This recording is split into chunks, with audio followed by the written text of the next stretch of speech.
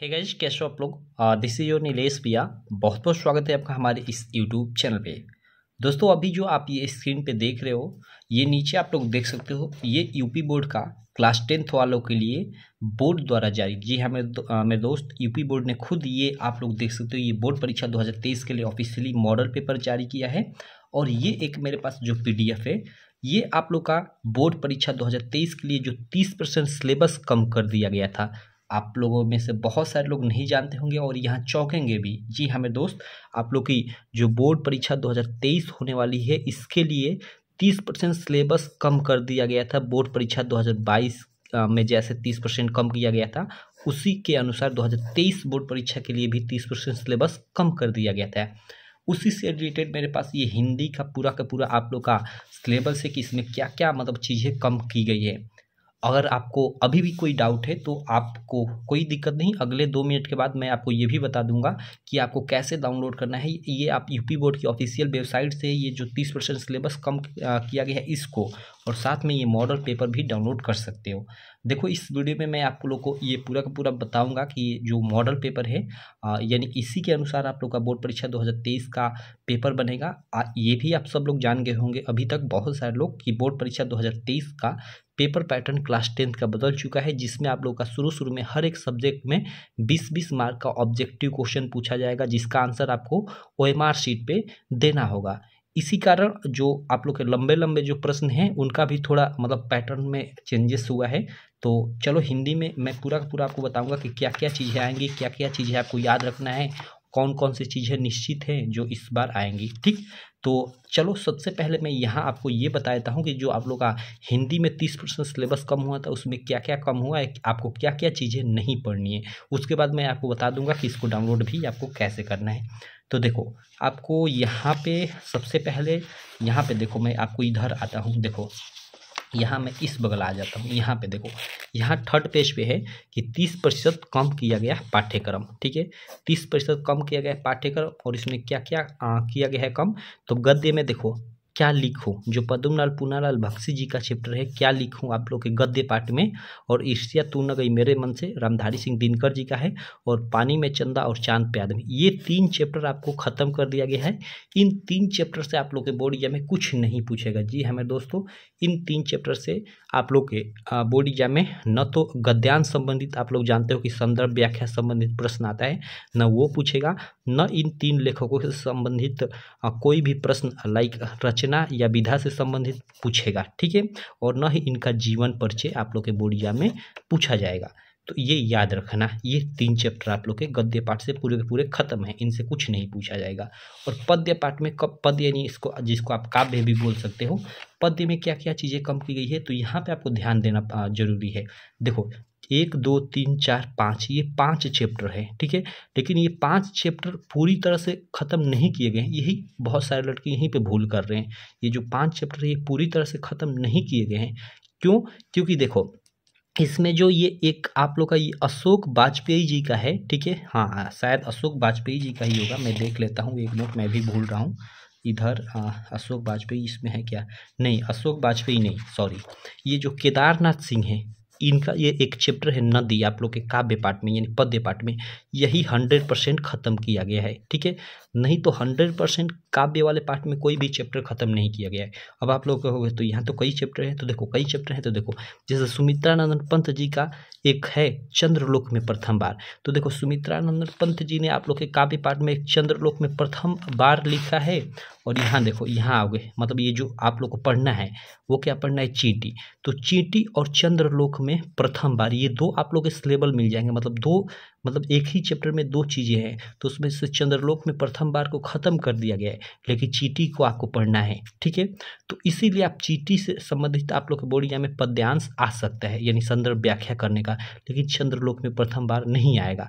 और यहाँ पे आप लोग का सुमित्रानंद पंत से रिलेटेड रचना और उनकी विधा से संबंधित भी प्रश्न आ सकता है, और इनका जीवन परिचय भी आ सकता है, क्योंकि यह चैप्टर पूरी तरह से ख़त्म नहीं किया गया है। यहीं पे बहुत सारे लड़कों का डाउट था, तो आई होप आपको ये डाउट क्लियर हो गया होगा। और उसी प्रकार यहाँ हम लोग बात करें तो देखो माखनलाल चतुर्वेदी जी द्वारा लिखित जो जवानी है इसको ख़त्म किया गया है, ठीक है। लेकिन इनके द्वारा एक और सिलेबल है माखनलाल चतुर्वेदी, यहाँ पे देखो पुष्प की अभिलाषा खत्म नहीं किया गया है, पुष्प की अभिलाषा है, इससे रिलेटेड प्रश्न आएंगे, ठीक है। लेकिन जवानी जो चैप्टर है इन्हीं का, उससे संबंधित प्रश्न आपको बोर्ड एग्जाम में नहीं आएंगे। सॉरी, शायद इसकी स्याही खत्म हो गई, मैं दूसरी पेन ले लेता हूँ, यही वाली ले लेता हूँ, चलो कोई दिक्कत नहीं, ठीक। उसके बाद देखो यहाँ एक और चैप्टर में से थोड़ा सा आपका खत्म किया गया, केदारनाथ सिंह द्वारा ये नदी लिखा गया, इसको तो पूरा का पूरा खत्म किया गया है, ठीक है, इसमें कोई सिलेबल नहीं है। और अशोक वाजपेयी द्वारा युवा जंगल वाला सिलेबल खत्म किया गया है, लेकिन अशोक वाजपेयी का यहाँ देखो भाषा एकमात्र अनंत है, ये वाला खत्म नहीं किया गया, इससे रिलेटेड प्रश्न आप लोग के बोर्ड एग्जाम में आ सकता है, ठीक है। और ये महादेवी वर्मा जो द्वारा लिखित है वर्षा सुंदरी के प्रति, इसको भी ख़त्म कर दिया गया है। लेकिन महादेवी वर्मा जी द्वारा लिखित ये हिमालय है, इससे संबंधित प्रश्न आ सकते हैं। और महादेवी वर्मा जी द्वारा संबंधित कुछ भी आ सकता है, लाइक हिमालय से ये पद्यांश से संबंधित प्रश्न आ सकते हैं, या इनका जीवन परिचय भी आ सकता है, या फिर इनका मतलब जैसे रचना संबंधित प्रश्न आ सकता है। तो इस चीज़ को आप लोग याद रखिएगा। 100% पद्य भाग में कुछ भी चैप्टर खत्म नहीं किया गया है, केवल ये केदारनाथ सिंह जी द्वारा लिखित नदी ही केवल 100% खत्म कर दिया गया है। लेकिन ये गद्य पाठ में तो ये 3 चैप्टर 100% खत्म किए गए हैं, ठीक है। तो आई होप आपका क्या क्या चीज़ है गद्य और पद्य पाठ से खत्म किया गया ये समझ में आ गया होगा। और आप लोग का जो संस्कृत, हिंदी के ही पीछे एक संस्कृत का भी पाठ है, ठीक है, उसमें से 2 चैप्टर केन किम वर्धते और अंत्योक्ति विलासा, ये 2 चैप्टर 100% खत्म किए गए, इनसे कुछ नहीं आएगा, ठीक है।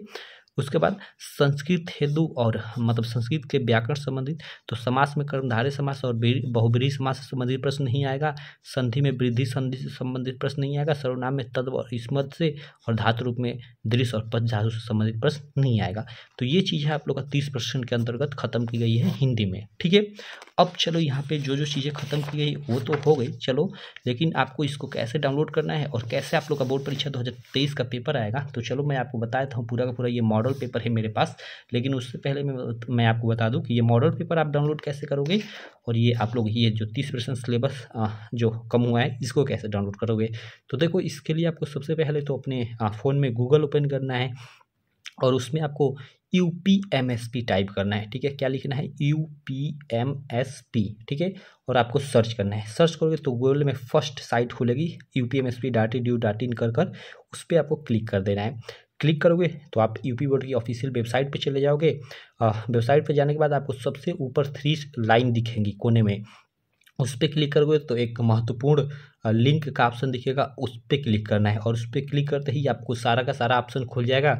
उसमें आप मॉडल पेपर में जाकर मॉडल पेपर डाउनलोड कर सकते हो, क्लास 10th का या 9th का या किसी भी क्लास का। एक्चुअली आप तो 10th के हो तो 10th का ही आपको डाउनलोड करना है। उसी में आप लोग देखोगे तो आपका एकेडमिक कैलेंडर भी मिल जाएगा। उसी में आप लोग देखोगे तो मतलब पाठ्यक्रम सत्र ऐसे कर एक ऑप्शन होगा, पाठ्यक्रम कर उस पर क्लिक करोगे तो उसी में ये आप लोग के मतलब मिल जाएंगे ये सिलेबस, ठीक है। तो आप देख लेना, वहाँ से डाउनलोड कर लेना। चलो उसके बाद हम लोग चलते हैं, यहाँ हम लोग देख लेते हैं कि आप लोग का बोर्ड परीक्षा 2023 में मतलब पेपर कैसे पूछा जाएगा, कैसे कैसे प्रश्न आएंगे। तो सबसे पहले तो आप लोग का शुरू में 20 मार्क का ऑब्जेक्टिव प्रश्न आएगा, और जो ये 20 मार्क के ऑब्जेक्टिव प्रश्न होंगे ये आप लोग के प्रमुख लेखकों के रचनाओं से संबंधित होंगे, उनकी विधाओं से संबंधित होंगे। उसके अलावा इधर आप लोग आ जाओगे तो इसी में आप लोग के जो पहले आया करते थे, जैसे आप लोग का रस छंद अलंकार, उसका पहले परिभाषा और व्याख्या लिखने को आया करता था, एग्जाम्पल लिखने को पूछा करता था, लेकिन अब उससे ऑब्जेक्टिव क्वेश्चन बनेगा रस छंद अलंकार से। और जो तत्सम तद्भव परिवाची शब्द थे उन सभी से अब आप लोग का क्या बनेगा, जो धातु रूप थे जैसे पठ धातु का रूप था, ठीक है।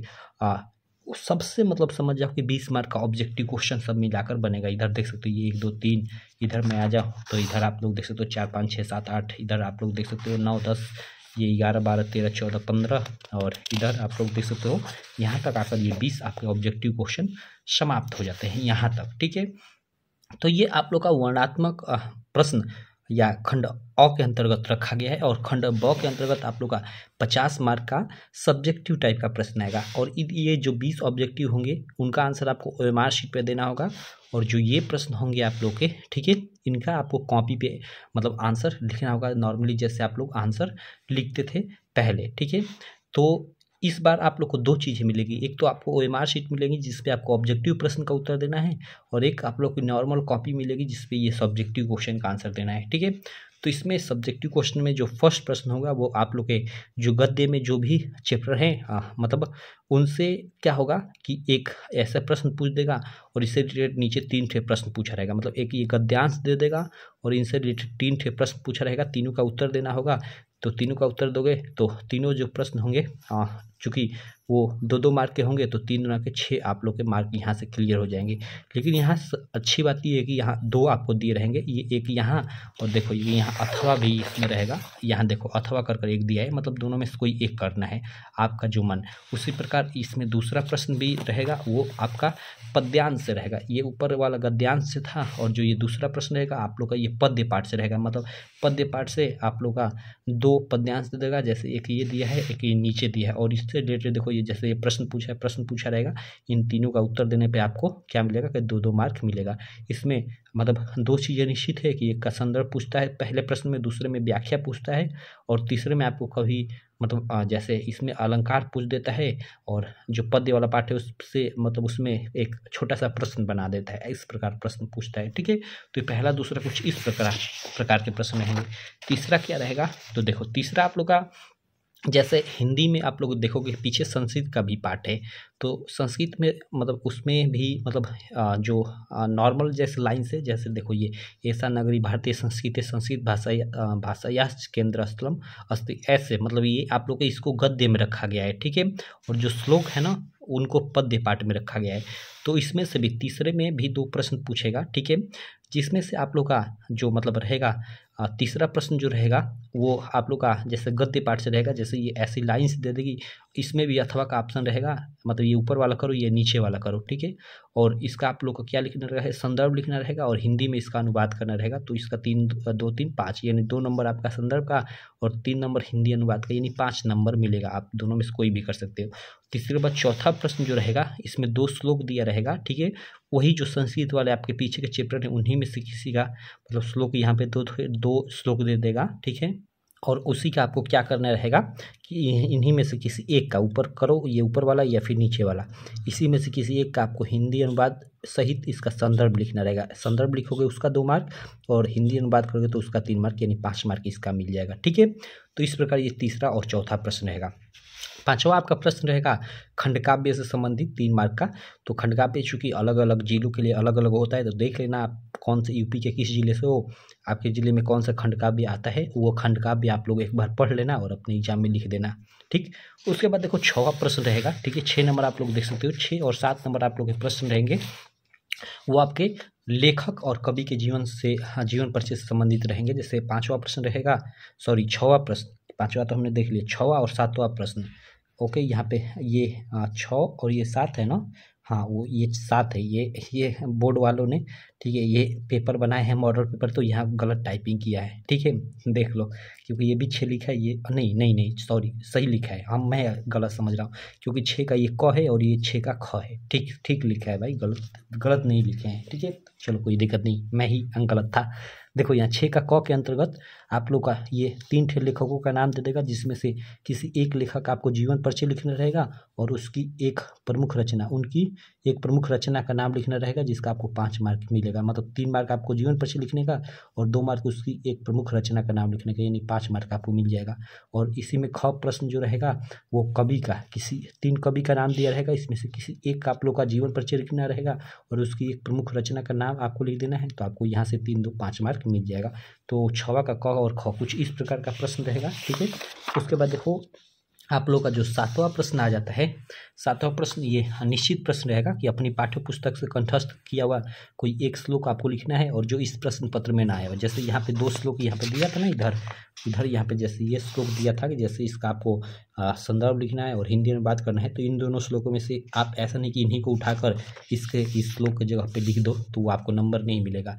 ठीक है, कोई अलग सा श्लोक आपको लिखना होगा, तो आप कम से कम 3 ठे श्लोक याद कर लेना कि बाई चांस आपका भाग खराब रहे कि 3 ठे अगर आप याद किए रहोगे तो 2 यहाँ पे आ जाता है, तो एक आपका बच्चा रहेगा तो यहाँ पे लिख दोगे। ठीक है, अन्यथा मान लो एक ही श्लोक याद करते हो और बाई चांस इसमें वो संदर्भ व्याख्या में दे दे तो वो आपको यहाँ पे श्लोक की जगह पे नहीं लिखना होगा, तो फिर गड़बड़ हो जाएगा। तो इसलिए 3 श्लोक आप लोग याद कर लेना। ओके, तो उसके बाद ये 7वें के बाद 8वां प्रश्न जो रहेगा, ठीक है, हाँ ये, और ये 7वां प्रश्न 2 मार्क का रहेगा। श्लोक आपको लिखने का 2 मार्क मिलेगा, ठीक है, 2 लाइन का श्लोक लिख दो, 2 मार्क आपको मिल गया। उसके बाद जो ये 8वां प्रश्न रहेगा वो देखो, वो आपका रहेगा क्या, मतलब इसमें आप लोग का संस्कृत वाला ही पार्ट जो हिंदी के पीछे उसी से रिलेट, उसी के जितने भी चैप्टर है उसी में से 4 ठे आप लोग का ये मतलब प्रश्न पूछेगा और किसी 2 प्रश्न का आपको उत्तर लिखना रहेगा और ये 2-2 मार्क का रहेगा प्रश्न, यानी 2 प्रश्न का आप उत्तर लिखोगे तो 2-2 4 मार्क आपको मिल जाएगा।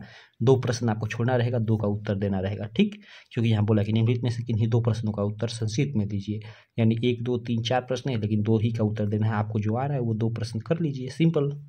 और उसके बाद 8वें के बाद 9वां प्रश्न जो रहेगा वो आप लोग का निबंध से रहेगा। निबंध आपको लिखना रहेगा, 4 ठे आपको ऑप्शन दे देगा, यानी 4 में से किसी एक का आपको लिखना होगा और ये 9 नंबर का रहेगा। तो इस प्रकार आप लोग का ये पूरा का पूरा हिंदी का पेपर रहेगा।